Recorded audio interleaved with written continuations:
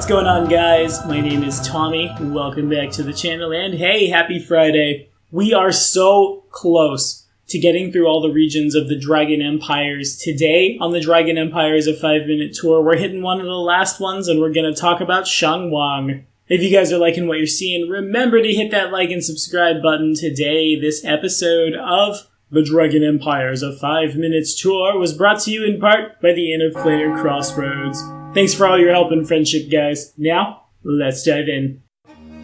So, this vast desert technically was a part of Imperial Lunghua, but even at the Empire's height, no real attempt was ever made to map, colonize, or explore the place, and as such, the fall of Lunghua really didn't have any impact on the region. Sprawling in the rain shadow of the highest reaches of the Wall of Heaven, a significant portion of this vast reach consists of nothing more than sandy dunes, rocky badlands, barren salt flats, and to the north, frozen swaths of tundra and cold desert. To the nomadic Tianlaws who dwell here, there is great beauty, as well as wonder in the vistas that Shanguang has to offer. While the land is harsh, these tribes know survival methods that make use of resources hidden in every shadow and under every stone. The tribes, who are known collectively as the Mutabiki, are quite numerous, but no one really knows how many of them there actually are. These guys inhabit a network of oases connected by unmarked routes the nomads seasonally follow. These routes skirt vast, unexplored reaches of Shanguang and grow fewer as one travels west towards the mountains. As one might expect, the dangers of this desert include immense vermin, bullets, lamias, ash giants, death worms. Oh, that's like my favorite monster at that CR. I distinctly remember sending 8 players against one of those, and it just wrecked house. It was so good. Seriously, I could make a whole video about how powerful the death worm is. Thank you, Gobi Desert. Oh, by the way, this is the Gobi Desert. It's a good time to tell ya. Anyway, and countless undead. The creatures grow more numerous the closer one gets to the mountains. Yet this is not the primary reason the Mutabiki see the desert's western reaches as taboo, because it's well known that the deep desert is the dominion of the sky spirits. Each of the Mutabiki tribe has its own stories of the sky spirits. These tales are often contradictory and always fantastic. Some speak of the black-skinned sky spirits being able to walk upon the air and of how they periodically take away children born with 2 different colored eyes, while others warn that to look up during a storm is to invite a bolt of punishment. The one constant across all tales is that the sky spirits dwell in a magical flying city, and in this case, the legends are based entirely in fact. Because during the fall of Shori civilization, the rulers of the city of Ije enacted a controversial plan.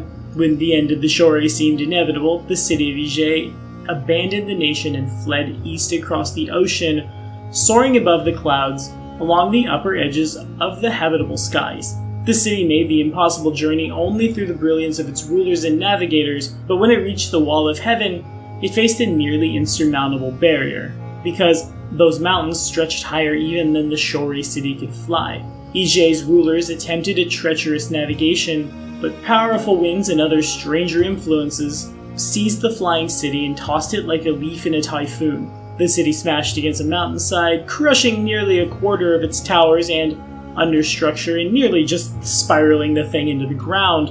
But as this happened, strange denizens of the high mountains invaded the city as it slipped through a thin place between reality and the nightmare realm of Lang. With a quarter of the city in ruins, its magical method of propulsion irrevocably destroyed, and sinister denizens of a nightmare realm controlling certain parts of the city, Ije's navigators managed somehow to maintain control and slide down the far side of the wall's thermals. But of course, the damage was done.